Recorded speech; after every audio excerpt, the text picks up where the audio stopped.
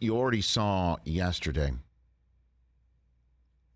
Niners and Cowboys together because they finished the season off for the Cowboys, the Niners, and they are connected in this regard too. You already saw yesterday, and I saw even friend of the program and friend of in Big Ten action, except for one Saturday a year, Jamel Hill, tweeting out yesterday that should the Cowboys go after Jimmy Garoppolo? And my 2 cents is, of course they should, but don't forget, Jimmy G has a no-trade clause. When he renegotiated his deal, he put a no-trade clause in there because he knew if he's going to slice his salary, that makes him much more easily tradable commodity, makes him much more easy to trade. And, yeah, that could help him get to a spot where he could start, or it could help him wind up in a spot where he would just be a spot starter, which he would be in Dallas because Dak isn't out for the season. Mm-hmm. And why would he go to Dallas just to get 6 to 8 starts with an offense that is nowhere near as good as the one he would have if he got in San Francisco, with all due respect to Zeke and CeeDee Lamb? I mean, they got Debo, Ayuk, Kittle, and Country. I mean, with all due respect to Dalton Schultz. Well, Trent Williams is a lot better than Tyler Smith. I mean, I could go on and on. Elijah Mitchell's out. I got it. The running back room, I think, is a little bit more star-studded in Dallas than it is in San Francisco, but it's more of a scheme. Overall better team with don't the forget, the Shanahan offense in Denver turned Olandis Gary into a household name. Mike Anderson Was saluting there were a lot of mile-high salutes. Yep. Okay, from a lot of different people. Why would Jimmy G go there only to then hand the reins back to Dak and then sit around and put 6 to 8 potentially subpar weeks on film for everybody, or sit where you are? You can get a shot maybe if Lance does continue to struggle or he does get hurt, and you're in your own system, your own home with your own people. And if it does work out for Lance and you're sitting there holding a clipboard, you hit free agency sight unseen as, I would think, one of the hotter commodities on the free agent market at the quarterback spot. Why would you agree to go to Dallas? But that's why he has a no-trade clause, so San Francisco doesn't hold Dallas up and trade Jimmy G there, or hold anybody else up who might be suddenly quarterback needy with one follow-through of an arm in any given Sunday over the next several weeks. That said, Dallas doesn't need anybody. They're not trading for anybody because Jerry Jones, old Dr. Jones with his rubber glove, right? Isn't that what yes, he once upon a time said?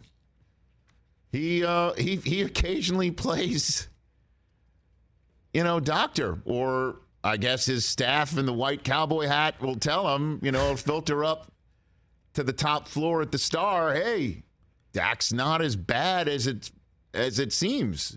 Well, old Dr. Jones with my rubber glove is going to make sure every one of you are safe. That's right. And so who knew that Dak can have surgery to stabilize apparently a cleanly broken throwing thumb, or as Jameis might call it, a cleanly broken upper toe, big toe, upper throwing big toe, upper big toe. And so, who knew that guy could be back in less than a month? This is Jerry Jones on 103.5 The Fan in the Metroplex in his usual Tuesday spot today. The situation with Dak, of course, has caused us to focus a lot of our time and attention to several things to think about there. I think what we're going to do here is we won't be putting him on IR, which means that we want him to be a consideration for playing within the next 4 games. We will not put him on IR. Consequently, the people that are ready to play quarterback for us are the ones that played all preseason, Cooper Rush and Greer. They had a real competition. We got a lot of good snaps for those guys, both in our practice session as well as all the preseason games for the most part. Those guys know the offense well. They've had a lot of reps in it, and consequently give us our best shot. It's unlikely, since we don't have any potential trade pending, or any not pending, but in the mill. It's unlikely that you'd have a veteran quarterback that could get back in here and be ready to play as well as those guys can play, even if you thought you might have a talent advantage. It's going to take a while to learn a system if you acquire someone right now. I will be very honest with you. I would call up the Pittsburgh Steelers right now and overpay for Mason Rudolph. But maybe that's just because I have, you're shaking your head over there. I have what clearly you don't have, TJ, and what clearly Jerry Jones doesn't have. I've got scars of DiNucci. I've got scars of DiNucci. Let's not forget, last time Dak had an extended absence with something that he broke. Well, that was a season-long injury. When it happened, you never know what these broken, surgically repaired throwing thumbs, those can be thorny.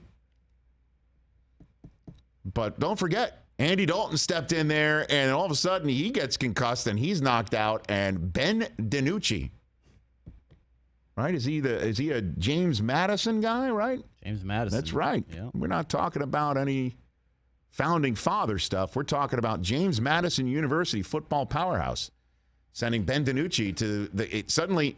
What do you want, Will Greer? I know West Virginia is a bit more of a powerhouse than James Madison. I don't want to piss off Pat McAfee here or anybody else from West Virginia, but honestly, you want to put everything in the hands of Will Greer?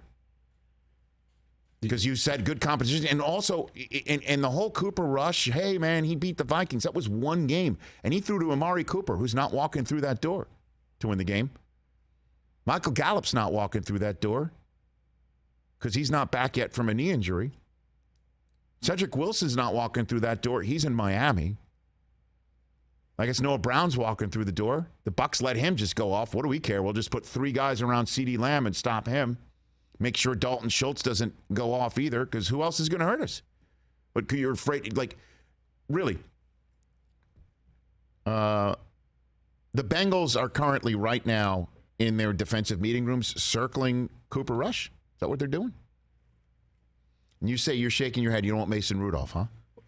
You don't want him. I mean, it's Mason Rudolph, with all due respect. You know, he was here, nice guy, but is he that much better than Cooper Rush? I don't know that he is. I think he's a hell of a lot better than Will Greer if he's got to run out there against the defending AFC champion Bengals, who are pissed off about losing week 1. Hell yeah. Look, Jerry, he can go against the Bengals right now. He's done it before. I'm just, man. I don't think next step he's the answer, is what I'm saying. There might be guys out there that are, Rich, but I don't think that Mason I'm just throwing Rudolph him out there, like, Gardner Minshew. Gardner Minshew's out another there. guy. I have a little bit more confidence in him, but if I'm the Eagles, I'm like, that's a 1 for you, Jerry. I mean, look, the Seriously. two teams have swapped picks before in the draft to help them get Dante Smith, but yeah, I don't think Rudolph's the question. Also, 4 weeks for a guy who broke his thumb, like, I'm no doctor. That seems awful quick to me. And